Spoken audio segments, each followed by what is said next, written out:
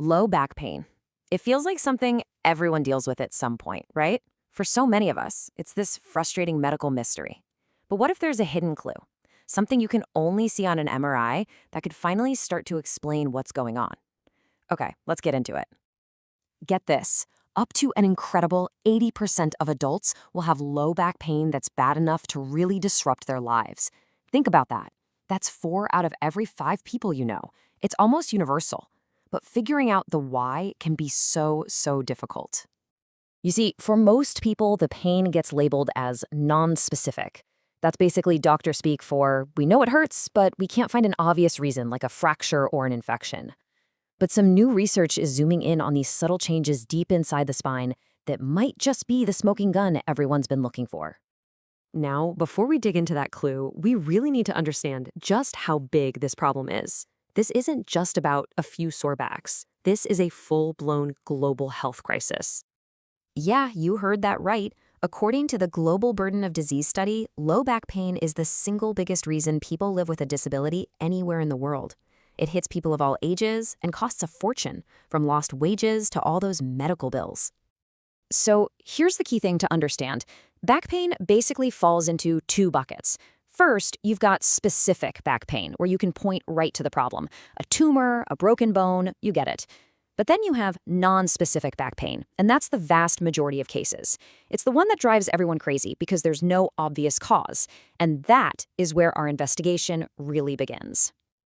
All right, let's get to the clue itself. It's a phenomenon that doctors have been seeing on MRI scans for decades, but its connection to what people are actually feeling is only just now coming into focus. They're called modic changes. So what in the world are modic changes? Well, simply put, they're like little signals coming from the bone marrow of your vertebrae, the bones that stack up to make your spine. They show up right next to your discs, and we think they're a sign that the bone is reacting to stress and wear and tear. And this is exactly what we're talking about.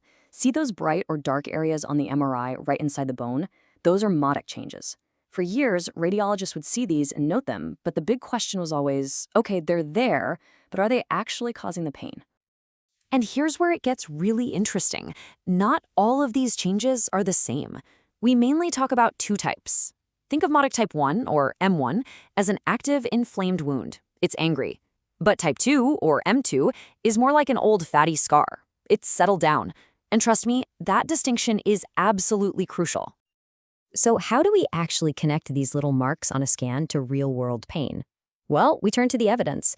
A recent study did exactly that. Researchers in the UK did some clever detective work. They went back and looked at more than 600 MRI scans of the lower back.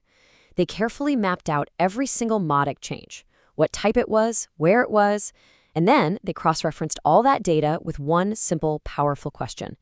Did this person tell us they had low back pain? So the very first thing that popped out was the location. A huge majority of these changes, 70% of the active M1 types and over 80% of the chronic M2 types, were found in the lower lumbar spine. And that makes perfect sense, right? That's the part of your spine that takes the biggest beating from lifting, sitting, and just, living. And here was the big picture result. 2/3 of all the patients who had any type of modic change also reported having low back pain. That's a really strong signal that these things are connected. But the story gets even more specific. This is where it gets really good, because when the researchers started slicing up the data by age, by sex, and most importantly, by the type of modic change, some really powerful patterns started to emerge. First, they found a pretty significant difference between men and women. Turns out, 72% of women with modic changes reported pain, compared to only 58% of men. The study suggests it could be related to things like hormones or differences in bone density. But that brings us to the million-dollar question. Does it just matter that you have a change, or is that active, angry wound we talked about, the M1 change, the real culprit behind the pain? And here it is, this study's most fascinating discovery. When they looked just at those active M1 changes, the link to pain wasn't a straight line. It was strongest in the youngest patients and the oldest patients, making this weird U-shaped curve. That is not what you'd expect to see from your typical wear and tear condition. I mean, just look at this. For younger patients, we're talking under the age of 44. If they had those active M1 changes, a staggering 89% of them also had low back pain. This really suggests that this M1 change could be one of the very first things that starts generating pain early on.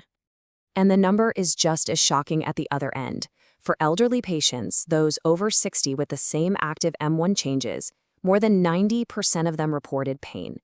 The connection in these two specific groups is just incredibly strong. So what does all this mean? Well, we've identified a very specific type of change in a very specific part of the back that is highly connected to pain in very specific groups of people.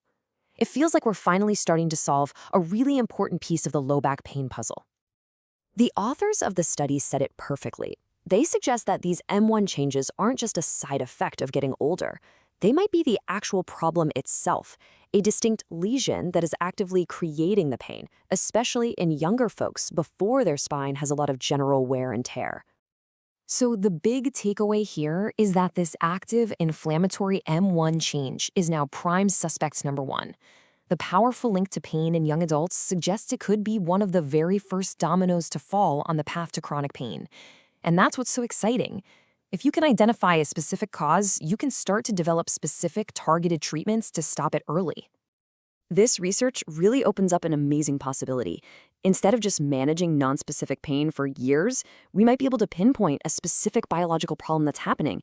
And that leaves us with this really hopeful question.